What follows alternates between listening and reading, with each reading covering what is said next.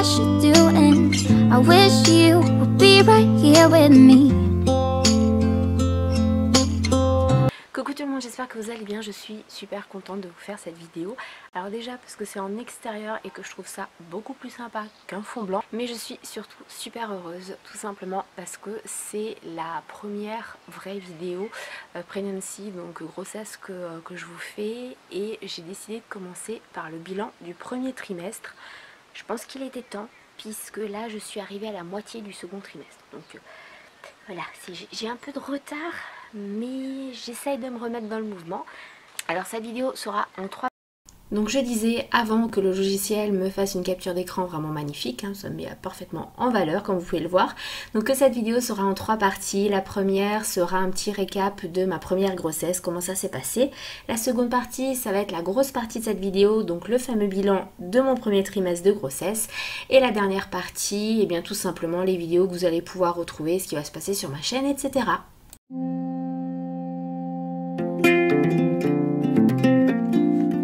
Alors, petit rappel donc pour ceux qui ne seraient pas au courant, j'ai un premier enfant, donc un garçon qui a 12 ans, ce qui nous ramène à 23 ans, donc l'âge de ma première grossesse. Et autant vous dire que tout s'est parfaitement bien passé. Voilà, les symptômes j'en ai eu aucun, les désagréments j'en ai eu aucun, les côtés positifs j'en ai eu également aucun, dans le sens où j'avais très peu de ventre, où je ne l'ai pas senti bouger à part la dernière semaine. Donc j'ai un petit peu vogué comme ça pendant 9 mois en sachant que j'étais enceinte, mais j'ai pas pu en profiter à fond, on va dire. Ce qui a été plus qu'omniprésent pendant ce premier trimestre, sachant que j'ai donc découvert que j'étais enceinte à 4 semaines, donc tout au début, ça a été la fatigue. Mais directement, ça a été impressionnant, c'est-à-dire que c'était une fatigue qui m'empêchait littéralement de vivre normalement, dans le sens où je me levais et j'avais besoin immédiatement, en tout cas dans la demi-heure qui suivait, de me recoucher. C'était comme si je n'avais pas dormi pendant des jours et des jours. Je n'arrivais à rien, c'était impossible de prendre la voiture pour moi, c'était vraiment une grosse fatigue quoi. Et ma chatou, bah oui je filme, je suis en train de tout leur expliquer de tout ce qui s'est passé. Tu vas continuer à miauler pendant toute la vidéo, ça va être compliqué. Donc hormis cette fatigue, comme je vous l'ai dit, j'ai eu plein d'autres comment on peut dire, désagréments, non, symptômes, c'est mieux. Oui ma chatte. Non mais je continue, tu seras gentil de ne pas faire trop de bruit pendant la vidéo. Le second, ça a été les nausées. Alors j'ai eu la chance, si je peux dire, d'avoir des nausées sans réel vomissement. C'est-à-dire il y avait juste l'envie qui était là. Oui, on part dans le glamour là, hein, tout de suite. Mais voilà, j'allais pas jusqu'au bout.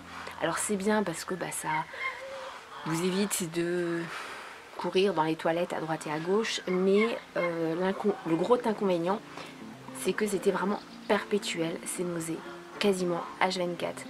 Et c'était vraiment très compliqué. Rien ne les calmait, ou presque. Puisque hormis les nausées que j'avais, pas forcément le matin en plus, si le matin j'avais pas de nausées, c'est ça qui était bizarre, le matin non, le reste de la journée oui, allez comprendre. Mais hormis ces nausées là, il y avait les nausées aussi en voiture qui n'étaient pas du tout les mêmes nausées, je pourrais pas les expliquer mais c'était pas du tout les mêmes nausées, c'était plus le mal de mer en fait. Et j'ai trouvé un petit truc pour les limiter, les diminuer, c'est de chanter. Oui, ça paraît bizarre, mais de chanter, parce que du coup je calais ma respiration sur les chansons et les nausées s'atténuent. Donc voilà, si vous êtes enceinte, que vous avez des nausées, essayez et dites-moi en commentaire si pour vous ça marche. Et enfin, la dernière chose qui était omniprésente pendant ce premier trimestre, ça a été mon hyper méga, mais c'est non plus hyper, hyper sensibilité, mais à un niveau monumental. Vraiment. Ce que j'entends par hypersensibilité, c'est que je passais du rire aux larmes en 2 secondes. Et c'est vraiment pas une façon de parler. Je prenais la mouche pour absolument tout. Mon conjoint qui a l'habitude de me piquer, on est très joueurs en fait dans notre couple, en se lançant des pics très gentils, et bien je prenais tout de travers, je pleurais tout le temps, et plus je pleurais, plus ça m'énervait de pleurer, plus j'étais énervée de pleurer, plus je pleurais parce que j'étais énervée. C'était un cercle vicieux, donc le premier trimestre a été très compliqué. Avoir les yeux comme ça, non, ça je m'en serais passé. Autre chose qui pour moi a été un petit peu nouveau, si je peux dire, ça a été les maux de tête. J'ai depuis des années des migraines ophtalmiques. Par contre, un simple mal de tête, je ne connais pas. Donc pour moi ça a été nouveau et en même temps ça a été très compliqué à maîtriser, étant donné que quand on est enceinte, on ne peut prendre aucun médicament à part le Doliprane, et encore de façon totalement raisonnable.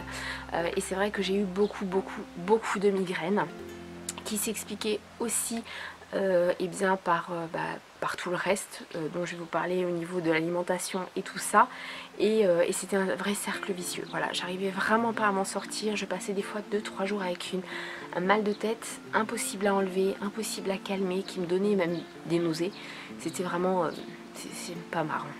Non, j'ai pas pris de poids, au contraire, j'en ai même perdu. Par contre j'ai pris en volume, et ça je trouve qu'on en parle trop peu en fait au niveau de la grossesse. On vous dit en général que vous prenez du poids, que votre ventre va s'arrondir au second trimestre, mais le premier trimestre en général non, rien. Et moi en fait, si vous voulez, dès 5-6 semaines de grossesse, donc vraiment dès le début, mon ventre s'est réellement arrondi. Mais vraiment, vous l'avez d'ailleurs vu dans ma vidéo annonce de grossesse qui a été filmée le premier trimestre, et donc on peut penser que j'ai pris du poids, mais non, pas du tout. J'ai vraiment pris du volume parce que la balance était bien là pour me dire que je perdais du poids, mais le volume était bien là à tel point, et ça c'est un autre point, que je n'ai pas pu garder ma garde-robe en fait que j'avais avant. Tout ce qui est été, tout ce qui est très fluide, etc.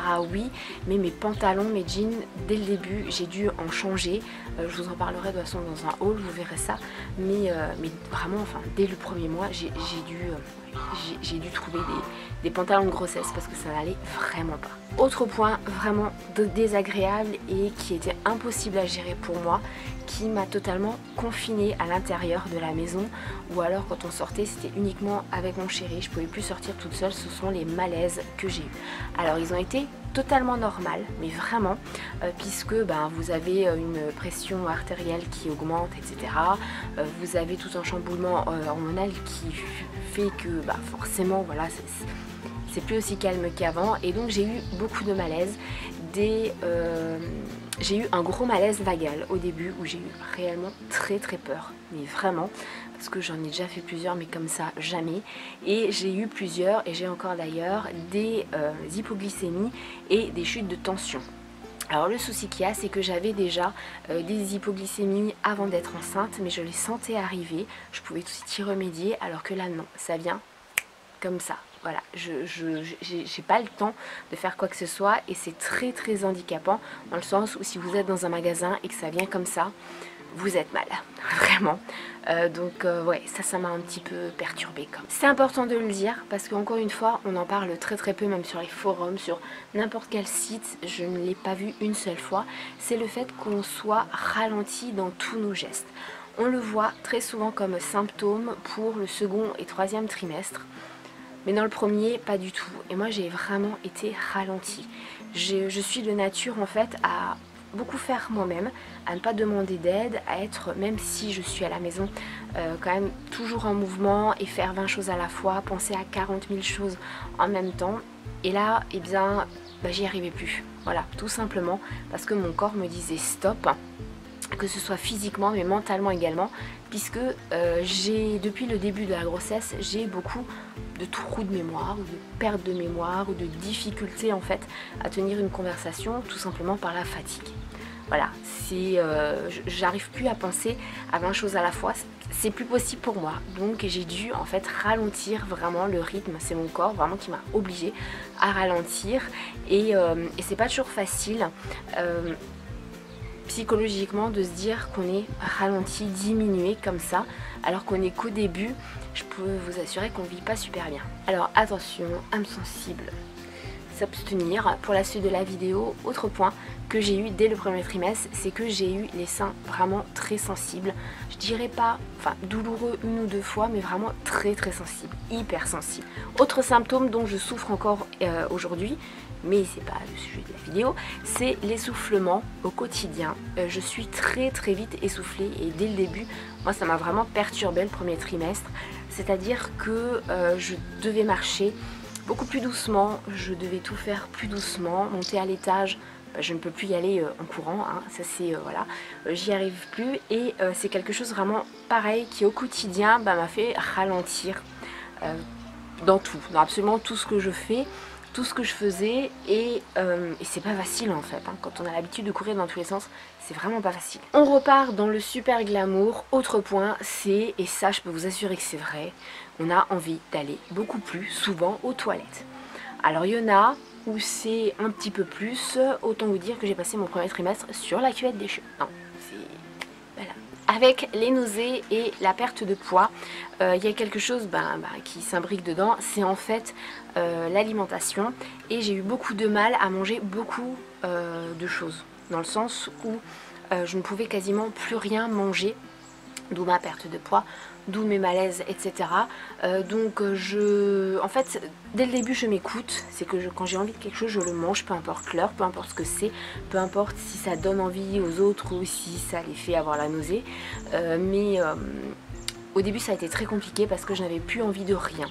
Et quand on n'a pas envie de manger et quand on se met à table, et ben on ne mange pas. En tout cas on ne mange pas ce qu'on devrait manger, on mange très peu et du coup forcément le corps s'en ressent, mais ouais, ça a été pendant tout le premier trimestre où ça a été compliqué, vraiment envie de rien ou envie d'un truc et puis 2 secondes après fini, je n'avais plus envie, donc très fatigant moralement. On repart dans le glamour. Bah oui, j'allais pas vous faire les points super glamour à la suite, hein, il s'imbrique un petit peu comme ça, mais c'est quelque chose dont on parle très peu, mais qui est vraiment présent parce que sur les forums on le voit beaucoup et c'est très courant, c'est la constipation, puisque toutes vos hormones sont chamboulées, et bien au début de la grossesse vous avez tendance à être constipé et là c'est la catastrophe, hein, si je peux dire, puisque vous êtes ballonné, vous êtes vraiment pas bien. Je pense que j'ai pas besoin de vous expliquer ce que c'est la constipation, mais la sage-femme m'a donné un truc et ça je voulais vraiment le partager avec vous. Hormis les graines de lin que vous pouvez mettre absolument dans tout, qui sont un laxatif naturel, et bien elle m'a donné le petit truc du tabouret, c'est-à-dire que quand vous allez aux toilettes, sans rentrer dans les détails, vous prenez un petit tabouret ou quelque chose qui surélève vos pieds de façon à avoir les genoux à ce niveau-là à peu près, et bien il n'y a plus rien qui est bloqué, si je peux dire, et du coup, jeu de mots à la con, ça coule dessous. Et enfin, le dernier point, c'est au niveau de ma température. Alors, vous le savez peut-être, si vous me suivez depuis pas mal de temps, j'ai la maladie de Raynaud. Donc, je vais faire ça très simple, je vais résumer vraiment, ça va être très minimaliste. Hein, donc, que ceux qui s'y connaissent un petit peu ne s'alarment pas, ne crient pas dans tous les sens. Mais la maladie de Raynaud, concrètement, c'est un petit peu comme une mauvaise circulation sanguine, mais c'est vraiment très simpliste, dans le sens où on a les extrémités qui gèlent très rapidement, pas forcément quand il fait très froid, hein. Il peut avoir 18 degrés et avoir super froid au point d'avoir les extrémités qui gèlent, qui peuvent arriver jusqu'à l'amputation. C'est quelque chose, on vit très bien avec une fois qu'on est au courant et qu'on fait attention à beaucoup de choses, mais du coup moi ça m'a beaucoup perturbée, dans le sens où j'ai eu quelques fois très chaud, des bouffées de chaleur d'un coup, mais surtout j'ai passé un premier trimestre à être congelée, vraiment. Donc j'avais tout le temps froid, j'avais 2 pulls, 3 pulls, j'avais une écharpe, j'étais constamment emmitouflée sous le plaid, sur le canapé ou dans le lit. Et c'est vrai que pour moi ça a été très compliqué, puisque ce symptôme allié à la maladie de Raynaud, c'était vraiment pour moi super compliqué. Dites-moi si vous avez ces symptômes, si vous avez eu ces symptômes, qu'est-ce que vous pensez de ces symptômes? Si vous n'étiez pas au courant qu'on pouvait avoir ces symptômes-là, voilà, dites-moi un petit peu tout ça, histoire qu'on échange.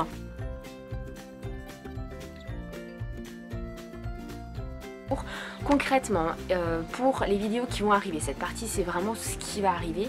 Je vais très prochainement vous faire un haul bébé pour vous montrer tout ce qu'on a acheté au niveau vêtements, puériculture, etc. Puisque même si on avait beaucoup de choses, on a quand même acheté pas mal. En tout cas, toute la garde-robe, si je peux dire. Et dans cette vidéo là, eh bien, je serai obligée, voilà, ça tombe sous le sens puisque vous verrez les vêtements, de vous donner le sexe du donut. Voilà, est-ce que c'est une fille, est-ce que c'est un garçon? Voilà, vous le saurez à ce moment-là. Alors ce sera une vidéo qui sera aussi super longue parce que je vous montrerai tout d'un coup et il y a beaucoup de choses. Donc voilà, pour notamment une des prochaines vidéos qui va arriver, il y aura un room tour, mais ça je ne sais pas quand je vous le ferai. La plupart de la chambre est terminée, mais je veux vraiment que tout soit prêt, tout soit fini pour vous faire une belle vidéo. Donc il faudra un petit peu attendre.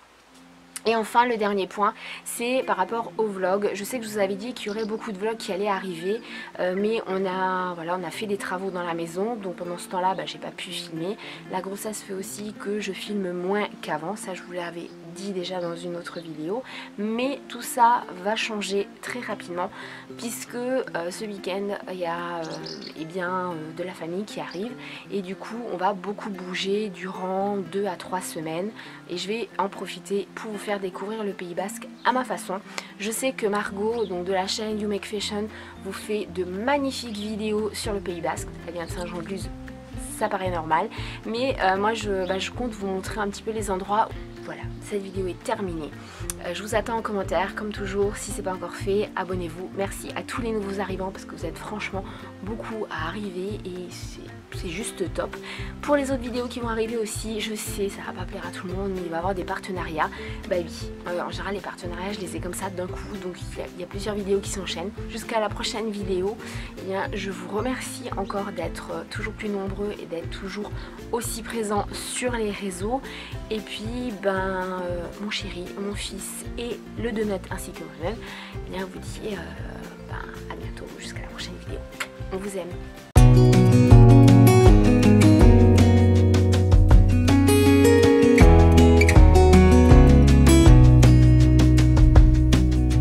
Lost again, going back.